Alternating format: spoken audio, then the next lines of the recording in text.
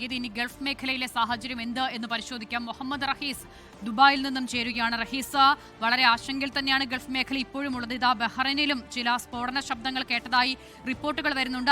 അതോടൊപ്പം തന്നെ ഖത്തറിന്റെ ഒരു പ്രതികരണം ഏറ്റവും പ്രധാനപ്പെട്ടതായി കൂടി വരുന്നുണ്ടല്ലോ റഹീസ്. അതിൽ തിരിച്ചടിയുടെ സൂചനകൾ നൽകുന്ന ഖത്തറിന്റെ പ്രതികരണം അത് നിലവിലെ സാഹചര്യത്തിൽ ആശങ്ക അല്പം വർദ്ധിപ്പിക്കുന്നതുമാണ്.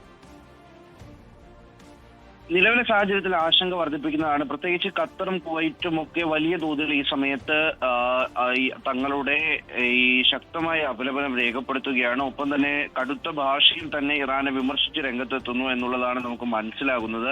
അതിനപ്പുറത്തേക്ക് UAE കൂടി അല്പസമയത്തിനുള്ളിൽ UAE പ്രസിഡന്റ് മാധ്യമങ്ങളെ കാണും എന്ന് അറിയിച്ചിട്ടുണ്ട്. അദ്ദേഹത്തിന്റെ ഒരു മീഡിയ ബ്രീഫിംഗ് ഉണ്ടാകും എന്നുള്ള വിവരം പുറത്തു വരുന്നുണ്ട്. അപ്പോൾ ആ നിലയ്ക്കാണ് എങ്കിൽ ഒരുപക്ഷെ UAEയും സമാനമായിട്ടുള്ള ഒരു സ്റ്റാൻഡിലേക്ക് പോകും. അത് ഒരു തുറന്ന ആക്രമണം എന്നുള്ള രീതിയിൽ ഈ രണ്ട് ഈ പ്രസ്താവനകളെയും നമുക്ക് കാണാൻ കഴിയില്ല. പക്ഷെ അതിനപ്പുറത്തേക്ക് നിലപാട് കടുപ്പിക്കുന്നു എന്നുള്ള കാര്യം ഉറപ്പാണ്. ഇന്ന് നടന്ന ആക്രമണങ്ങളെ ഒരു തരത്തിലും നീതീകരിക്കാൻ കഴിയില്ല. അത് സൗദിയിൽ നടന്നതായിക്കോട്ടെ അല്ലെങ്കിൽ കുവൈറ്റിലും ബഹ്റൈനിലും ഒക്കെ നടന്ന ആക്രമണങ്ങൾ ഒരു നിലയ്ക്കും അംഗീകരിക്കാൻ കഴിയുന്നതല്ല. ബഹ്റൈനിൽ തുടർച്ചയായി ആക്രമണങ്ങൾ ഉണ്ടാകുന്നുണ്ട്.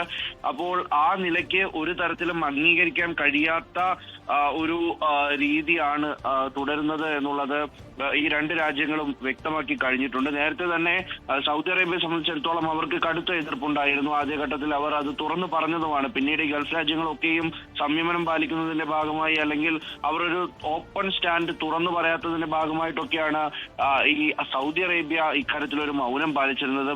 പിന്നീട് അവർ ആ പ്രസ്താവനകളൊന്നും നടത്താത്തത്. പക്ഷേ നിലവിലെ സ്ഥിതിഗതികൾ അനുസരിച്ച് അത്തരത്തിലല്ല നീങ്ങുന്നതെന്ന് മനസ്സിലാകും. പ്രധാനമായിട്ടും UAE ഈ ഫുജൈറയെ സംബന്ധിച്ചുള്ള അപ്ഡേറ്റുകളാണ് ഇപ്പോൾ വരുന്നത്. ഈ ഫുജൈറ പെട്രോളിയം ഇൻഡസ്ട്രിയൽ എസ്റ്റേറ്റ് അവിടെ ഇന്ന് രാവിലെ ഉണ്ടായ ഒരു വലിയ തീപിടുത്തമാണ് എന്ന നിലയിലേക്കാണ് നിലവിൽ വിവരങ്ങൾ പുറത്തു വരുന്നത്.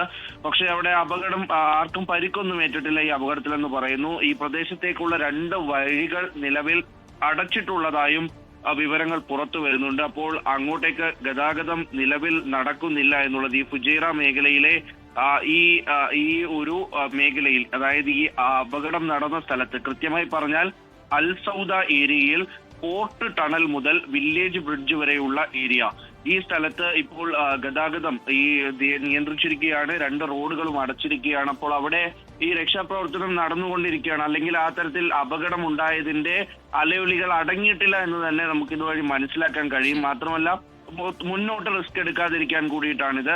എന്തായാലും UAEയുടെ നിലപാട് കൂടി അരമണിക്കൂറിനുള്ളിൽ വരുന്ന സാഹചര്യത്തിൽ ഗൾഫ് മേഖല എങ്ങനെ ചിന്തിക്കുമെന്നതിന് കൃത്യമായ മറുപടി ആയിരിക്കും, അല്ലെങ്കിൽ ഉത്തരം ആ UAEയുടെ ഒരു ഔദ്യോഗിക വെർഷനിൽ നിന്ന് നമുക്ക് ലഭിക്കും. അസിത, ശരി, മുഹമ്മദ് റഹീസാണ് വിവരങ്ങൾ നൽകിയത്. സംയുക്തമായ ഒരു ആക്രമണത്തിലേക്ക് GCC രാഷ്ട്രങ്ങൾ കടക്കുമോ എന്നുള്ളതാണ് ഏറ്റവും പ്രധാനം. ഖത്തർ എന്തായാലും തിരിച്ചടിയുടെ വളരെ കൃത്യമായ സൂചനകൾ നൽകുന്നുണ്ട്. തങ്ങളെ ഭീഷണിപ്പെടുത്താൻ കഴിയില്ല എന്ന് മുൻപ് തന്നെ ഖത്തർ തെളിയിച്ചിട്ടുള്ളതാണ് എന്ന് ഖത്തർ ഇറാനെ ഓർമ്മിപ്പിക്കുന്നു.